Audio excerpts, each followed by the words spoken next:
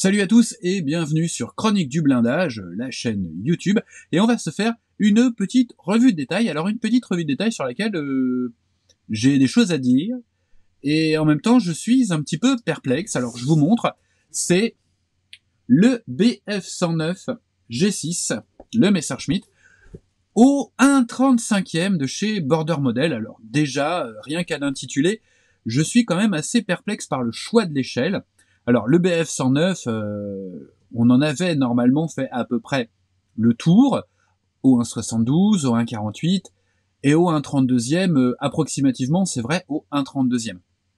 Là, on nous sort un G6 au 1,35e. Alors, vraiment, je sais pas quoi penser de l'apparition de cette nouvelle échelle, parce qu'en avion, c'est une nouvelle échelle.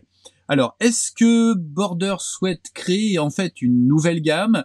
Est-ce qu'il y a vraiment une demande pour les avions au 1,35e? Alors, à part moi, sur certains sujets, est-ce qu'il y a d'autres personnes? Mais là, bon. Alors évidemment, vous allez me dire, on peut mixer comme ça un avion et un blindé. Alors sur un BF109, oui, c'est tout à fait possible. J'imagine qu'on va avoir pléthore de réalisations, notamment avec un 109 tracté par un Opel Blitz ou des choses comme ça. Quoique, vous allez voir par rapport au découpage du kit, ça n'a pas du tout été pensé comme ça par Border. Et ça, c'est vraiment un problème. Vous le verrez au niveau du découpage des ailes.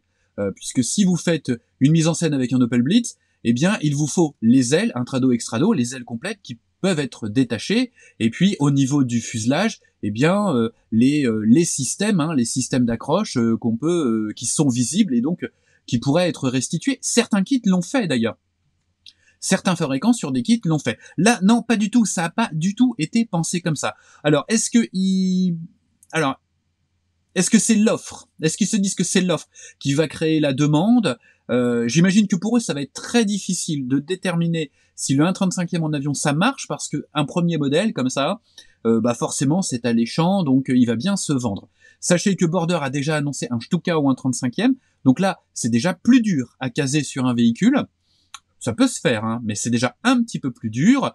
Maintenant, est-ce que c'est par rapport aux figurines? On peut même pas dire ça. Donc, ça reste problématique parce qu'au 1,35e, en aftermarket, il n'existe rien.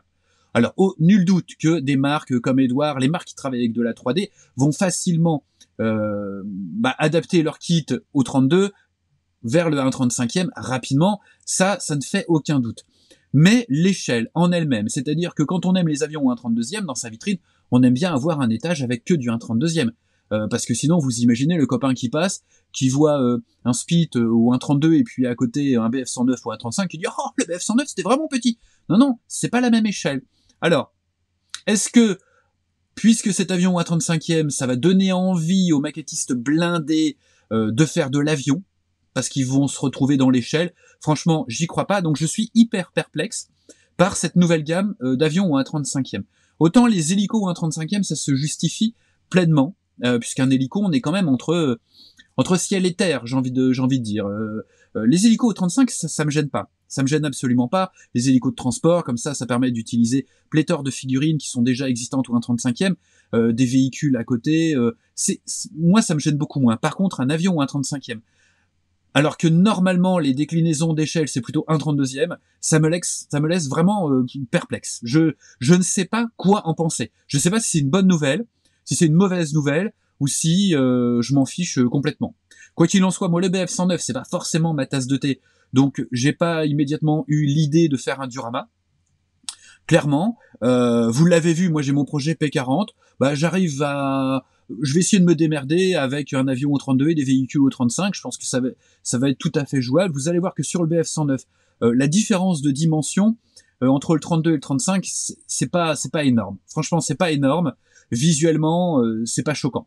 Sur d'autres avions, le P47, trucs comme ça, ou même le L4, entre 1,32 et 1,35, quand on fait le rapport d'échelle, on a quand même 1,5 cm, 2 cm de différence au niveau du fuselage. Donc là, c'est visible à l'œil. Sur un BF109, c'est moins visible, donc bon, voilà, pourquoi pas. Border se lance dans la 1,35e, donc on va regarder ce que ça donne. Donc vous allez voir, je vais peut-être avoir la dent un petit peu dure, pour un kit qui est vraiment magnifique, mais je vais quand même avoir la dent un petit peu dure, parce que c'est pas tant sur la qualité du kit en lui-même, c'est sur tous les à côté, et c'est des choses qui commencent vraiment à me gonfler. et pour parler crûment, à me saouler. Il y a des choses vraiment qui m'agacent, et notamment des démarches marketing. Donc on va regarder tout ça. On va commencer par regarder la notice partiellement. Je vous expliquerai pourquoi après. On va regarder la notice pour voir un petit peu comment tout ça est découpé, et ensuite on va regarder les pièces. Une notice de montage donc en couleur, en tout cas pour la couverture, qui reprend le box art au format A4 à l'italienne, c'est-à-dire format paysage si vous êtes habitué au logiciel d'impression, portrait ou paysage. Donc là on est paysage, on appelle également ça à l'italienne. Donc un Messerschmitt BF 109 G6. Donc ici, comme de coutume, on a la répartition des pièces sur les grappes. On a 1, 2, 3, 4, 5, 6, 7, 8, 9, 10, 11 grappes de plastique, ce qui n'est pas... voilà, ce qu'on va dire que c'est dans la moyenne, et une petite planche de photo découpe. Donc tout de suite, on attaque par le moteur, donc ça c'est quand même une bonne nouvelle. On a un moteur qui est très très joliment détaillé, vous le verrez, avec le canon qui vient dans le moyeu de l'hélice, et également tout ce qui est durite, qui est très joliment détaillé et qui est proposé à part. Les pipes d'échappement également sont très très belles, on le verra, proposées à part. Donc jusque là, tout va bien. On continue avec le moteur, vous l'avez vu, pas mal de détails, un moteur qui au final sera très très joli. On attaque avec le cockpit. Cockpit d'un BF109, normalement on connaît à peu près par cœur. Le dashboard ici, alors vous avez vu aucune indication de décalque, tout simplement parce que il n'y a pas de décalque. Premier point négatif qui aurait tendance à me faire dire que Border, ils sont plutôt bons dans les blindés, mais il faudrait quand même qu'ils s'adaptent à la demande en termes d'avion, parce que la demande elle est différente et les attentes sont différentes sur un avion. Donc là, pas de décalque, bien entendu pas de dashboard en photo découpe, donc il faudra taper de la peinture. Sur du 1/32e, c'est déjà un petit peu limite comme approche. On continue sur le cockpit. Ensuite, on a donc les deux mitrailleuses. On vient assembler le cockpit et le moteur. On attaque le train. Ensuite, alors, point positif, on va avoir une dérive qui apparemment est mobile, donc ça, c'est plutôt positif. L'intérieur des parois au niveau du cockpit, avec des détails qui semblent plutôt pas mal. En tout cas, tout est là, apparemment en tout cas. Et puis ensuite, on vient coller les deux demi-fuselages et on prépare les capots moteurs. On continue donc avec l'avant du fuselage, on agrémente avec les capots d'arrière de mitrailleuse ici. Et puis ensuite, on vient positionner les capots. Alors, autre point positif ce n'est pas notifié ici, les capots sont également disponibles en plastique translucide, ce qui vous permettra d'apprécier le moteur même en ayant fermé le fuselage. Bon. Le plus intéressant, c'est quand même d'ouvrir les capots. Encore une fois, pour le coup, juste un capot translucide, alors vous pouvez éventuellement faire un côté, garder un côté translucide, peindre l'autre côté, pourquoi pas. Mais en tout cas, c'est toujours mieux d'avoir le capot ouvert, avec donc la petite barre de maintien, bien entendu, qui n'est pas incluse. Alors là, franchement, ça leur coûtait pas grand-chose de nous mettre une petite barre en plastique. On continue avec le train ici, donc les pneumatiques donc sont en deux demi-coques, de même que les jantes. L'ensemble est plutôt bien détaillé. On a également la durite ici, donc qui est reproduit en plastique. Au niveau de la jante de train, on vient insérer le vérin. Donc à voir si on peut jouer en fait sur la hauteur du vérin, si vous voulez faire un BF109 au décollage, ou si vous voulez faire un gros freinage de l'Opel Blitz qui est en train de tirer le BF109, là vous relevez les vérins, pardon, je cherche mes mots.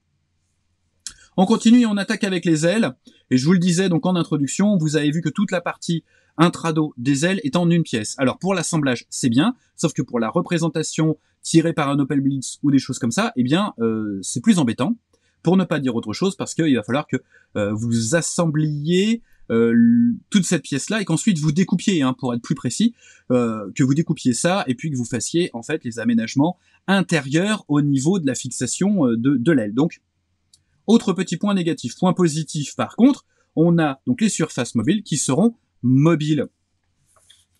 Donc ça, c'est plutôt pas mal. Une option pour Hartmann. Alors, j'ai pas vérifié, moi il me semblait... Bon, alors je sais pas, peut-être pas sur tous ces appareils, mais on a donc les canons sous les ailes qu'on peut positionner. Ici, vous voyez que au niveau des ailes, avant d'assembler l'intrado sur le fuselage, on va venir positionner les deux éléments d'extrado pour avoir l'ensemble, eh bien, des ailes en un seul élément à venir coller sur le fuselage. On a également des pods lance-roquettes. Pourquoi pas? Alors, là, notez bien, quelque part dans un coin, que seul le marquage 4, l'option de marquage 4, a besoin des lanceurs de roquettes. C'est important, vous verrez par la suite. Les garnitures à l'intérieur des logements de train. Jusque-là, c'est plutôt pas mal. Ici, donc, on choisit entre les pylônes à l'intrado avec les canons ou alors les lance-roquettes. N'oubliez pas, lance-roquettes sur le marquage 4. C'est important. Essayez de suivre un petit peu, vous allez voir où je veux en venir. Donc, on finalise quasiment là, à ce niveau-là le montage. Tout à l'heure, c'était la roulette de queue qu'on a vue. J'ai dit le train, mais c'était la roulette de queue en premier, qu'on a vu dans les premières phases. Donc, la partie inférieure du capot moteur, avec la prise d'air. L'intérieur est pas mal détaillé. Les gouvernes d'eau profondeur semblent elles aussi être mobiles, donc ça, c'est un point positif. C'est plutôt bien pensé. On a le réservoir supplémentaire, le réservoir externe qu'on vient assembler et positionner, de même que l'hélice avec sa casserole, et on a les pales des hélices, pardon, je cherche mes mots, les pales des hélices, ici, donc qui sont des pièces en plastique. À retenir, c'est important pour la suite. Au niveau du positionnement de la verrière, c'est l'étape 27, et on a le choix entre deux verrières. La verrière dite classique, je vais l'appeler classique, et puis la verrière que les anglo-saxons ont tendance à appeler bubble, même si c'est pas vraiment une bulle, mais voilà, pour le différencier, cette verrière ici, c'est important, on a cette option, qui est plus destinée normalement au G10, selon moi. Après, mettez dans les commentaires, j'ai peut-être faux sur les G6, il pouvait peut-être y avoir, mais pour moi, ça sent plutôt le G6.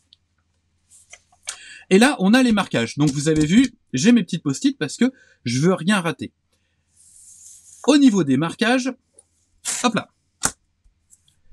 Au niveau des marquages, donc, on nous propose le BF109 G6 de Barkhorn. Enfin, on nous dit, Messerschmitt BF109 G6 Barkhorn. Alors, on aurait pu nous dire que c'était Gerhard Barkhorn, aux 301 victoires. L'assaut 301 victoires de la JG52 et que cette décoration correspond à son appareil. Ce camouflage, en tout cas, correspond à son appareil en février 44 en Ukraine. Deuxième décoration proposée dans la boîte, Messerschmitt BF109 G6 Hartmann. Allez hop, on nous balance ça comme ça. voilou, tu te débrouilles. T'en fais ce que tu veux, c'est Hartmann. Crois-nous sur parole. Alors, Erich Hartmann. Donc alors, là, cette configuration-là, ce serait son BF109 G6 de la JG52 en Russie en octobre 43. Mais il a également volé sur un appareil, sur un G10, quasiment semblable, mais avec la verrière, enfin extérieurement semblable, en tout cas au niveau de la décoration, très proche, avec la verrière bubble, la verrière bulle, vous m'en voudrez pas de l'appeler comme ça, mais c'est pour la différencier avec la classique, et ça aurait été limite une décoration plus sympathique, puisqu'on avait cette verrière, et qu'en plus, à l'avant, on pouvait avoir toute la partie noire avec les petites pointes. Et il suffisait de récupérer, au niveau des chevrons, il suffisait de récupérer le décalque des chevrons ici. Je vous le mets à l'envers, parce que les chevrons, d'un côté ou d'autre, ça reste des chevrons. Donc, Hartmann, ok, grand classique, pourquoi pas. En termes de camouflage, donc on est bon sur cet appareil si on est en Russie à l'octobre 1943. Il a eu quelques appareils, il a eu quelques BF109, l'ami Erich. Troisième décoration. Hop là. Alors là, on est beaucoup plus vague, alors que c'est une décoration qui est quand même hyper connue, le Seaman. Voilà, il y a un petit, c'est pas un Ozart, mais un petit dessin avec avec un petit bateau, et c'est écrit Seaman comme ça. Il est de même assez connu. Ça coûtait pas grand-chose de rajouter une ligne, hein, plutôt que de nous mettre Messerschmitt, Bf 109, G6, la JG53. Alors là, par contre, on nous dit que c'est la JG53 parce que comme on n'a pas le pilote, faut bien qu'on mette quand même une petite information pour faire croire que. Alors, la JG53, effectivement, hein, 7 points JG53, c'est Georg Amon, en Sicile, en 1943. Alors ça aurait été sympa, parce que lui pilotait en Sicile 43, l'été 43, il pilotait en short. Pareil à retenir, c'est un petit détail important. Erreur par contre, hein, ici on n'est pas bicolore, mais on a une spirale blanche sur la casserole, hein, sur cette décoration-ci, et ça aurait été sympa de donner son nom, même si il a été moins brillant que ses petits camarades. On continue, et là on se dit, ouais, chouette, on a plein de déco, mais c'est super. Que nini, si tu avais lu sur le côté de la boîte, petit chat, tu te serais aperçu que il y a des bonus dans cette boîte. Et attention, c'est là où le marketing frappe fort et où le marketing est contre-productif. Parce que là, quand je lis ça, je me dis, oh, super, j'ai d'autres, super, j'ai d'autres marquages, c'est super.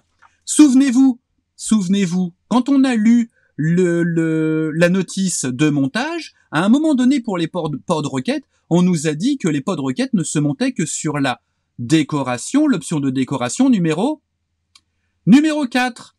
Mais dans la boîte, je n'ai que 3 décorations. Ah ah! Il y a un community manager qui s'est pris pour un marketeur et qui a pas bien fait son boulot. Donc, du coup, les pods lance-roquettes, ça va être au petit bonheur la chance. Parce que sur toutes les décorations qui suivent, il y en a qu'une qui est placée dans la boîte, qui fait partie des bonus. Donc, prise au hasard. Alors j'ai pas eu de chance, j'ai été très très vilain moi, parce que moi la décoration bonus, elle était pas dans ma boîte, et je suis pas le seul. Donc, vous avez vu, je commence un petit peu à m'agacer, alors que le kit est magnifique.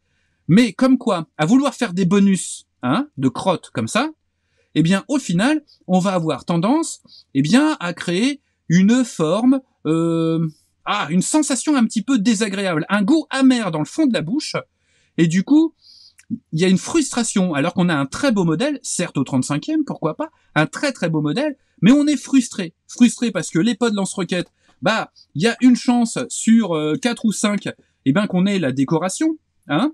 Alors, les décorations, on a la décoration de Karl Ramel, alors si vous avez de la chance, vous aurez la décoration de Karl Ramel. Je suis pas allé jusqu'à rechercher la JG et tout ça, hein. Ça, normalement, c'est pas mon job, ça, c'est le job soit de border, soit de hameau, hein.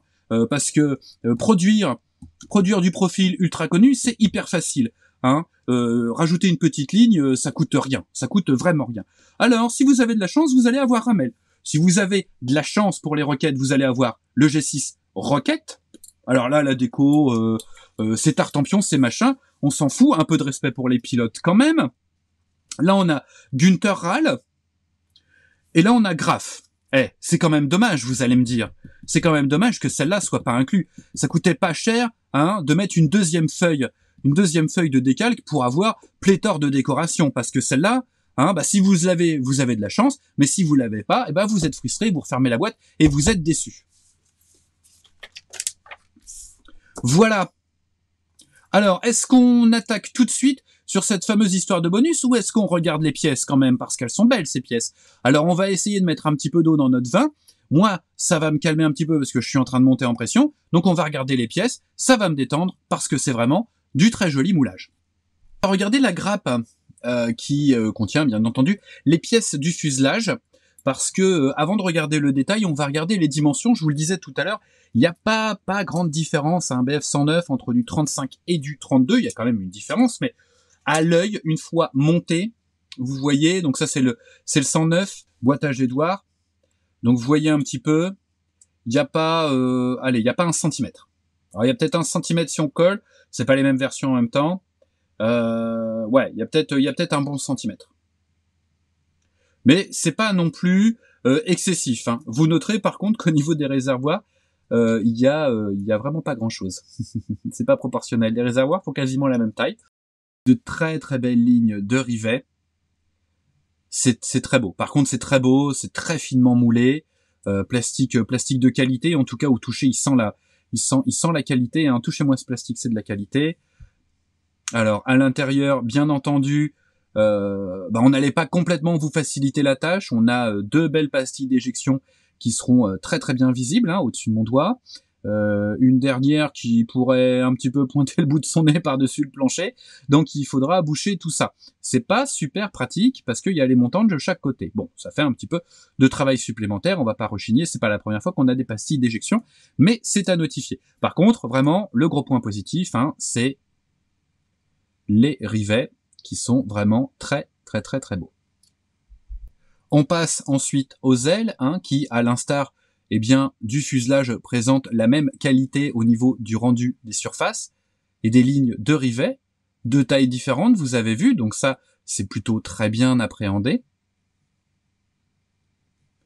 Ça, c'est l'intrado, donc en une pièce, je vous l'avais dit, donc pas pratique pour détacher les ailes. Et puis, l'extrado ici, hein, c'est très beau. C'est vraiment très très beau. Là, pour le coup, c'est de toute manière, vous allez voir, c'est une belle maquette. Mal marketée, mais très bien produit, très bien réalisé. Sur cette grappe de taille importante aussi, puisqu'elle fait la taille de la boîte, eh bien, on trouve les éléments du moteur. Donc on l'a vu, hein, le moteur est superbement détaillé, avec les différentes conduites, les différentes durites.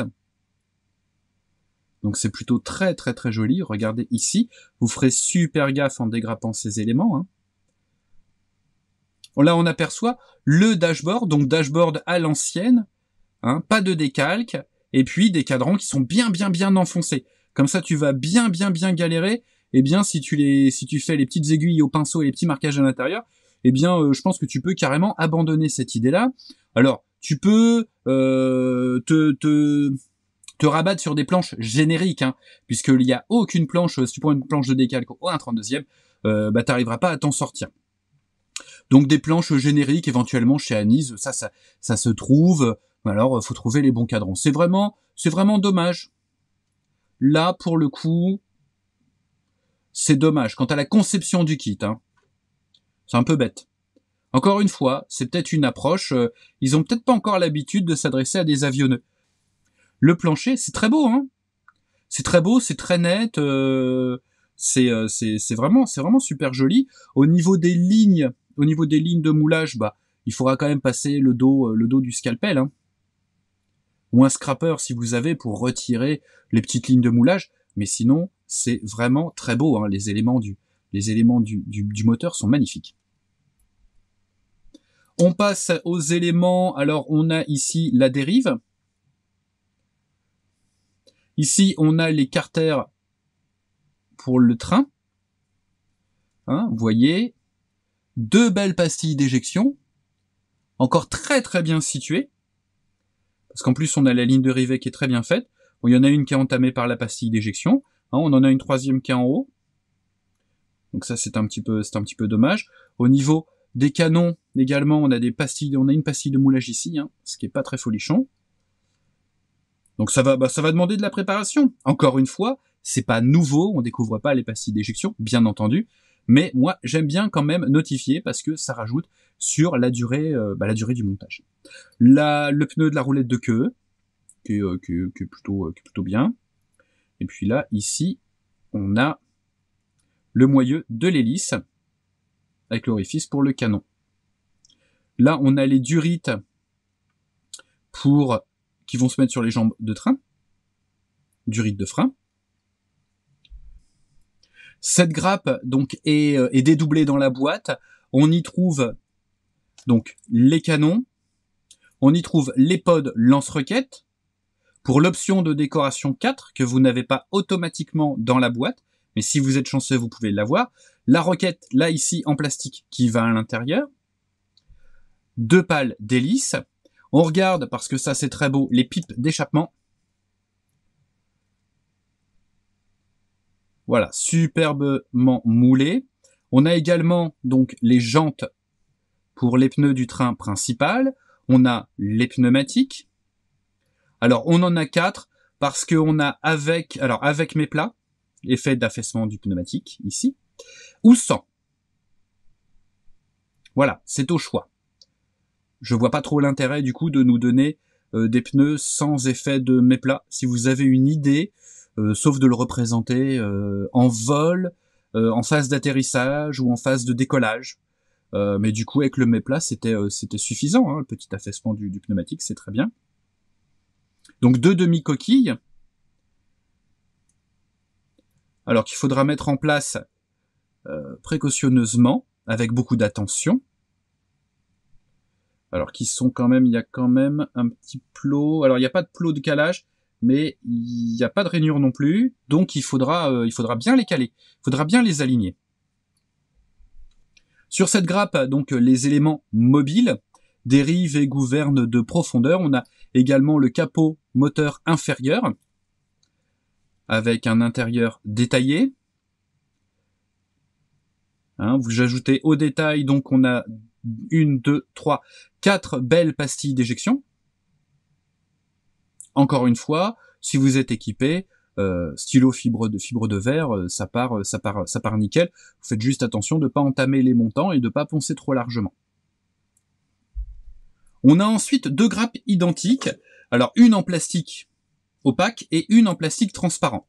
Alors, au niveau du bilan carbone de votre modèle, donc on a bien entendu les capots, je vous l'ai dit tout à l'heure, les capots moteurs qui sont proposés donc en plastique transparent pour voir le moteur mais en ayant les capots fermés.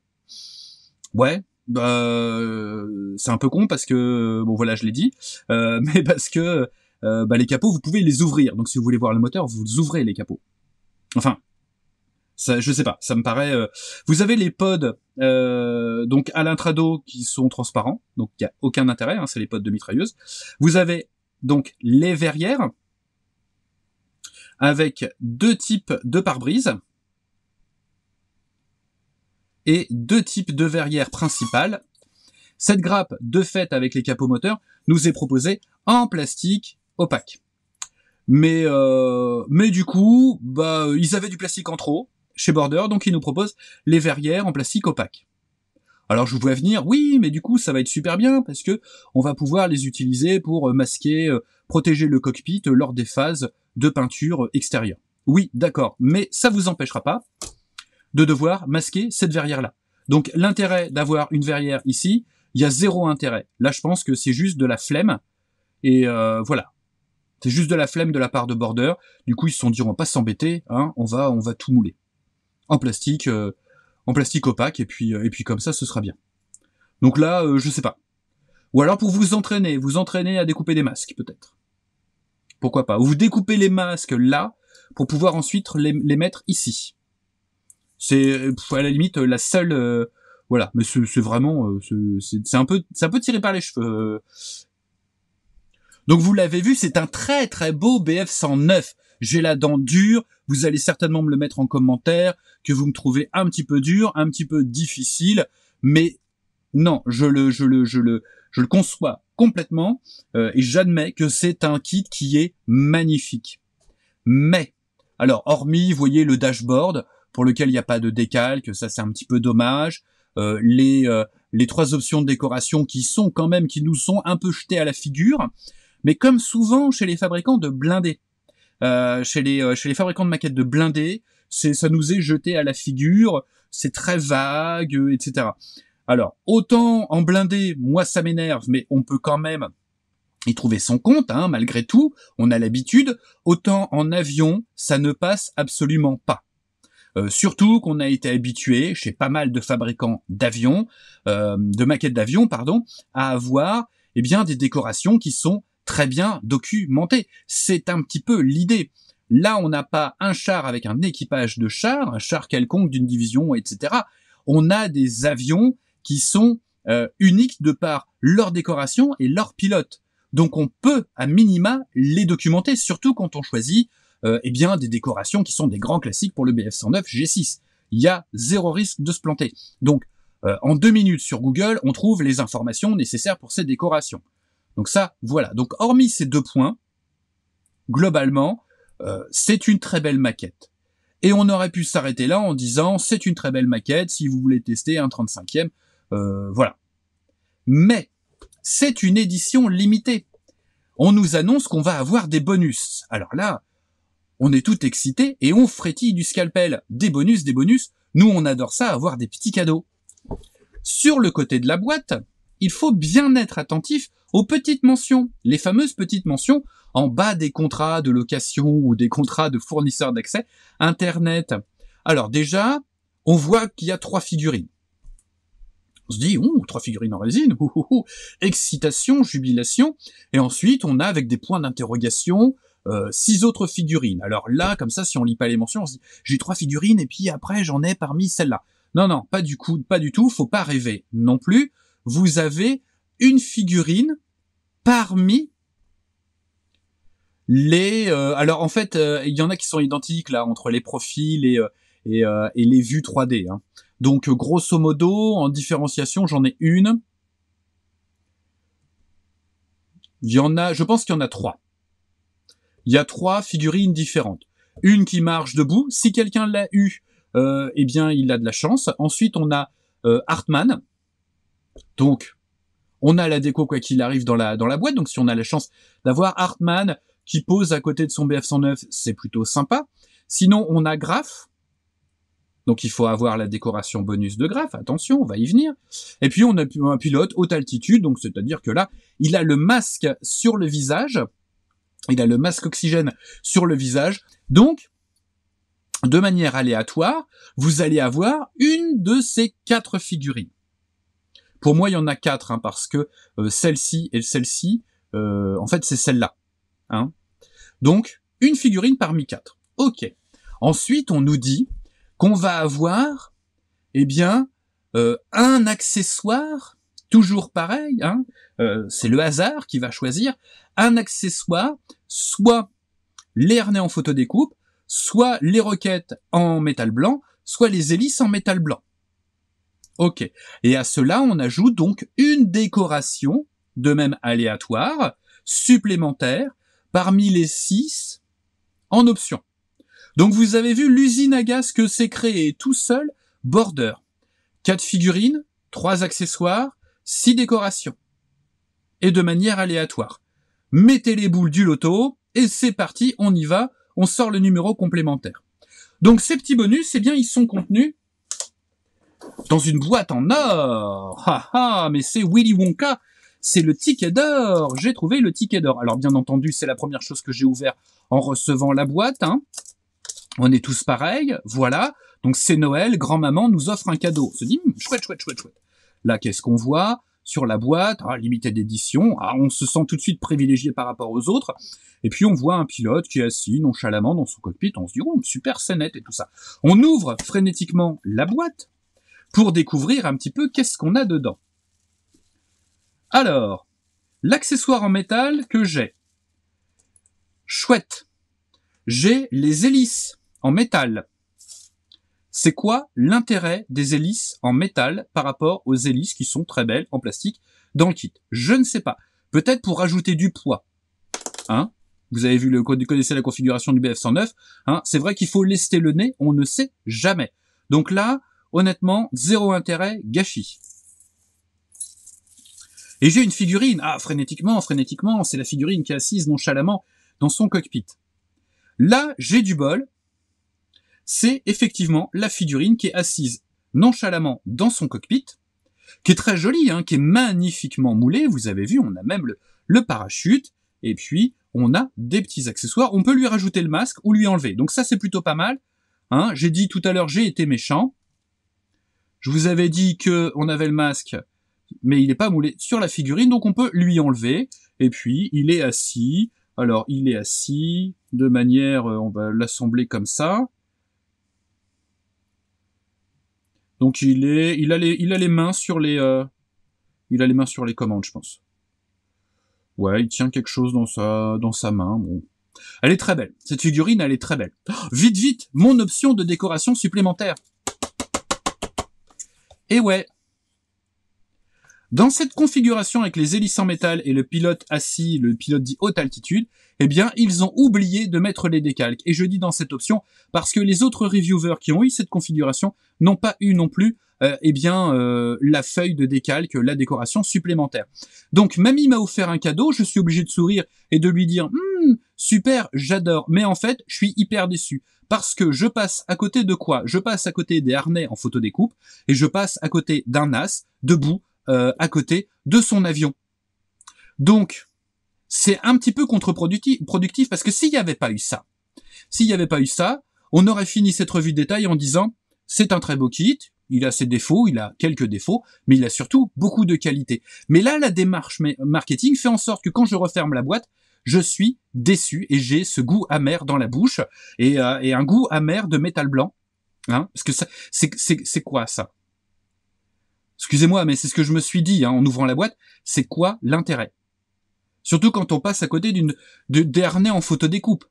C'est quand même un minimum. C'est pas un bonus, c'est pas un truc aléatoire les harnais en photodécoupe. Donc voilà. Donc Monsieur Border, je vais vous indiquer un site internet, une marque. Et vous découvrirez que dans leur édition limitée, ils ajoutent pas des bonus de manière aléatoire. On a tout.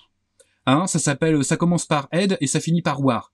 Voilà, c'était une revue de détail un petit peu énergique, un petit peu enflammée, mais au moins j'ai exprimé ce que j'ai ressenti réellement quand j'ai reçu ce kit. Alors vous allez me dire, dis donc, il est un petit peu dur, parce que ce kit, il lui a été envoyé gracieusement par Domino, que je remercie, et vous pourrez trouver ce magnifique kit, parce qu'il est magnifique, sur le site de Domino. Mais à la limite, moi j'aurais préféré qu'il soit 10 € moins cher. En même temps, il a un tarif tout à fait abordable, même avec les bonus, il est autour de 65, je crois, 70 € pour du 32-35. C'est tout à fait valable, vu la qualité, vu le rendu du détail. Mais j'aurais préféré qu'il soit 10 € de moins et qu'on n'essaye pas de m'avoir avec ces bonus.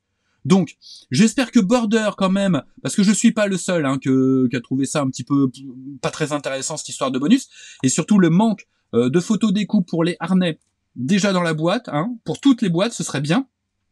Pour le Stuka, ce serait sympa. Des décalques pour le dashboard, faute d'avoir quelque chose de mieux, des décalques pour le tableau de bord, et puis d'essayer de pas nous la jouer bonus, etc. On n'est pas sur Facebook, on n'est pas sur un réseau social avec des bonus, des cadeaux, des machins. On est des maquettistes. On achète une maquette. Alors si on peut avoir, quand on est avionneux, si on peut avoir un pilote parmi 3 ou 4 pilotes en option de manière aléatoire, pourquoi pas, mais pour le reste, c'est quand même des accessoires indispensables. Surtout que les roquettes en métal, on s'en fout.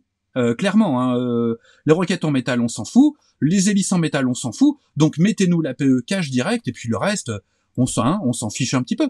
Et puis ne nous excitez pas avec 6 options de décoration, mais t'en auras qu'une.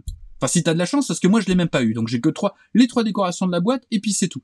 Donc non, ça c'est des démarches de community manager, ça va pas marcher. Sachez que Border Model, ça vient d'être annoncé, c'est Border Model qui a acheté les moules du Lancaster au 1/32e, cette fois-ci de chez Wing Not Wing, qui était prévu chez Wing Not Wing. Apparemment, en plus, ils ont aussi acheté les droits pour le box art, donc ce sera le même box art qui avait été prévu chez Wing Not Wing. Donc j'espère qu'ils vont pas nous la faire façon bonus, façon machin, sur un Lancaster qui risque quand même de coûter bonbon et qui sera en édition limitée. Donc, soit on met les choses dedans dans une édition limitée, on met des goodies en plus, façon Edouard, et pour tout le monde les mêmes, soit on arrête clairement les bonus aléatoires parce que c'est ça gonfle quoi. Voilà. Bon, mine de rien, cette maquette est très jolie et vous pourrez la trouver chez notre partenaire Domino. Un grand merci à Sylvain qui va regretter de m'avoir envoyé ce kit. Un grand merci à toi. Ça reste une très belle maquette. Au très bon rapport qualité-prix, c'est juste cette histoire de bonus qui m'a gonflé et cette histoire encore de profil façon maquette de blindé où on vous jette un truc, ça marche pas comme ça. Donc il faut redresser le manche chez Border, sinon ça sent le piqué. Allez, je vous embrasse, bonne maquette à tous. Faites attention à vous, faites attention aux autres, portez-vous le mieux du monde et à très bientôt sur Chronique du blindage. Ciao.